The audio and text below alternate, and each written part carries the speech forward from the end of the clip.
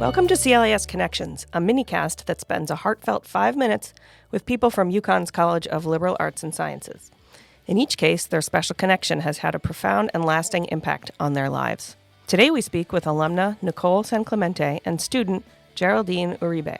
They met through the CLAS Women's Leadership Collective, a program that pairs undergraduate women with alumni mentors. They say their shared background as first-generation Latinas led to a profound, symbiotic connection that changed both of their lives. Here's Geraldine and Nicole. I remember the first time we met over Zoom. It's that weird feeling where you're just like, oh, I'm going to love this person. I knew that it was just going to become a sisterhood rather than just like this mentor-mentee relationship. Mm-hmm. Finally be able to see you in person. Being in the presence of somebody that you look up to is just really nice. And it's crazy that you not only got someone that was able to be kind of what I want to do in my future, but someone that actually looks like me. How have I helped you as a first-generation student, as a Latina? Well, you helped me a lot, actually. You helped me feel more comfortable in doing what I wanted to do in the future. When I met you, I was working on the campaign at the time, and I was starting to fall in love with it. But a part of me didn't want to fall in love with it 100% because I was like, is this fulfilling enough for myself and my family? Mm-hmm.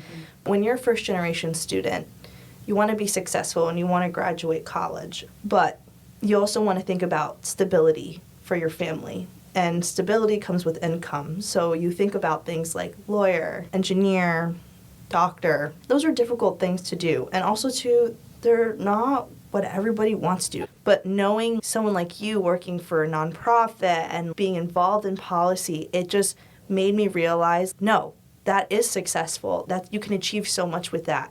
I'm able to revert back to my mom and just be like, no, there are people who look just like me, who are just like me as first generation doing all that stuff. And now, when a lot of first generation students come into first gen society and they tell me, oh, I'm a chem major, but I don't really want to do that, I want to be English. Mm-hmm. I try to push them to do that, what they want, because it's hard, and I get that it's hard. But you were able to show me that it's okay. You know, my family, they immigrated from Colombia. Since I was born here, when going back to Colombia and being like, oh, you're the American, but then here you're seen as the Colombian, you're seen as everything but American, right? So that identity crisis always followed me.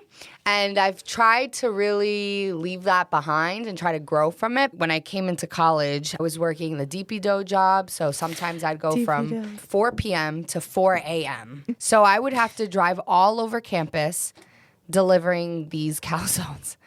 And when you're getting home 4:30, you're getting into bed and then waking up for an 8:30 a.m. class. A lot. That's not sustainable. At the same time I was working at DPDO, I was board clerking in the town of Marlborough and the town of Hebron. I was working for the yearbook at the time, Nutmeg Publishing. And so trying to balance those things is very difficult. So yeah, Academic Pro came along for me, and I came to the realization that I'm not living a sustainable life right now, and I'm not happy. So what do I have to change? And what I found out was that I do have this love of like policy because I really want to help people. I want to make transformative change happen for more people that look like us, right? More Black and brown communities. So I nominated Nicole for the Mentor Award because you were able to listen and take new information as like a challenge in how am I going to help my mentee. To be able to say to yourself, I want to be a mentor towards someone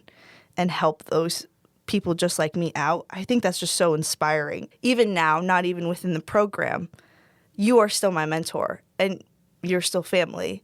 Geraldine's being very, very humble as well. In order for a mentor to truly be successful, they have to have great mentees. It's what makes the journey and the connection worthwhile, because you really were there to learn. I'm 25 at the time that we met. I was 23 or 24. I think I wouldn't have been as receptive to someone so close to my age coming in and being like, oh, let's talk about life. Let's talk about what you're going through. Like, how can I be helpful? I feel like at that age, I was just like, oh, I can do this on my own. I felt like I had to do everything on my own. I felt like I couldn't reach out. So I learned a lot from you. And you're going to be there in monumental times in my life. And I know I'll be there in monumental times in yours. You'll be there at my wedding. When my kids are born, you'll be there. You'll be at my baby shower. Everything. I also just wanted to say thank you for changing my life, being in my life. And shout out to Women's Leadership Collective. Yeah. Had to put that in there. Shout out to CLAS. You're doing a phenomenal job. I hope this cohort continues forever and ever. Yeah. Because this is what comes out of it. This is really what comes out of it. I love you. I love you too.